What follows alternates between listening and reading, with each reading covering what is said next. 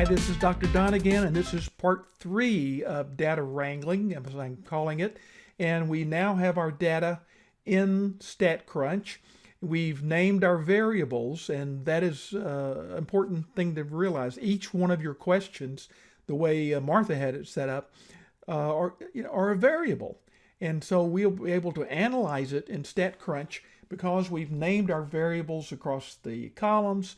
We've got our cases, as they're called, the individual respondents in the rows, and then we've got the value for each one of those variables for that case in the column. This will work for almost all of the procedures, the processes that you'll use in StatCrunch to do data analysis. There's a couple like contingency tables that we may have to do a little bit of manipulation here, but for the most part, this will get you where you need to go. Let's first start by just taking a look at our data and seeing if we can see anything that's a little bit out of whack. I'm going to go to graph, and I'm going to do histograms.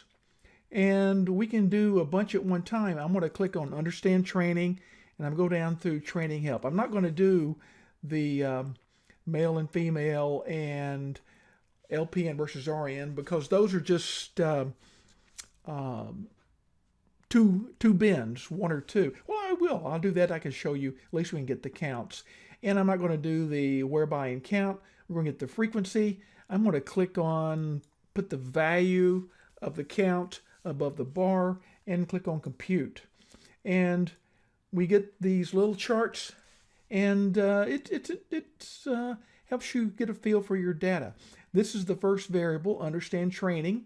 You can see we got 38 as a low up to 290 as a high for that number 4 bin. And that's kind of like a bell shape. It's a little bit skewed to the left, to the lower side, but I think that's usable.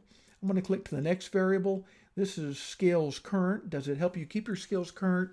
Still kind of a bell-shaped, still skewed to the left, as you might expect. People tend to, when they're answering questions on a like question, they tend to use these middle values. They're safe responses. But we can see 300, 289, 246. So that's usable. This is training relevance. And we've got our values here. No one put 1 for relevance, so we lost, that bin. And still kind of a bell shape. It's a little bit skewed to the right, but, it's usable. And here's training helps. And it's similar. Very similar to training relevance. So that's usable. I'm going to just click on Edit, Options, Edit, and now I'm going to change up here. Let's go ahead and plot those two variables, the LPN and male-female. And it doesn't show you where it's normal or not, but we've got a little bar chart, column chart here that shows the frequency. 413 people that responded were LPNs, 587 were RNs, and if we look at the male versus female, 427 males, 573 females. And I think that's aimed at a nursing crowd, so maybe that's not unusual. Go back into Options, Edit, and let's go down and look at the last 4 variables and click on Compute. We've got this one as education variable. See why labeling those variables makes it communicate much more easily. You can pretty this up a little bit, or actually just copy this table and put it right into a report that you could show the distribution of folks, how they graded themselves on education. Most people are number 3, and I'd have to go back and look to see what 3 stood for. And but that's an interesting chart.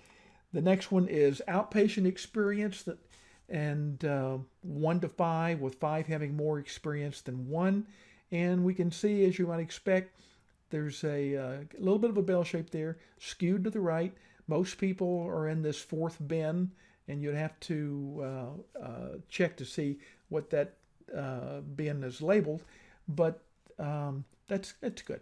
We look at the next one, age, and pretty classic bell curve there.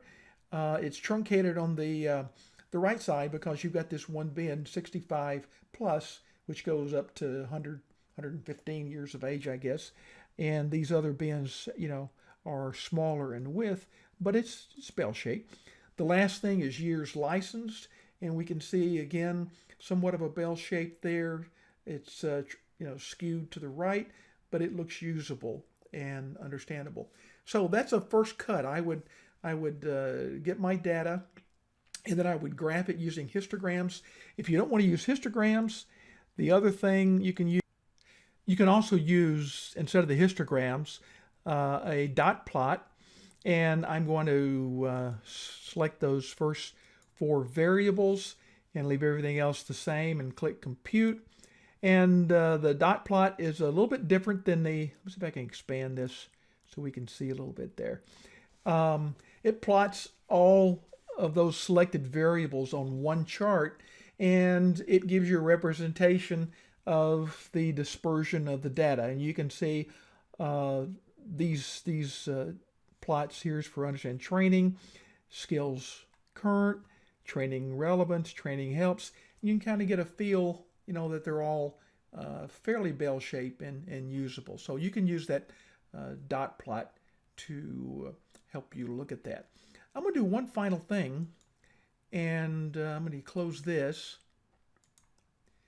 And let's go graph box plot. And I'm going to take these first 4 variables, and I'm just going to leave everything. Well, I'm going to put the fences to identify outliers and draw boxes horizontally because I like that. Click on compute, and we've got box plots of each of those 4 variables, and I think all 4 of those were on a 1:6 scale, so I didn't distort anything. But it's interesting what you can see from this box plot, that we've got a couple of extreme points here that may be outliers that we need to check about. And if you hover over it, row 298, variable training helps 6. So we can see, remember that's those 2 where just a few people up here, I think 1 person answered 6, and the bulk of the people were in here. And you can see for skills current, if you hover over that, it tells you the IQR, the Q1, Q3, and what the median is, and so forth. So that's a quick way to get a feel for your data. I hope this helps.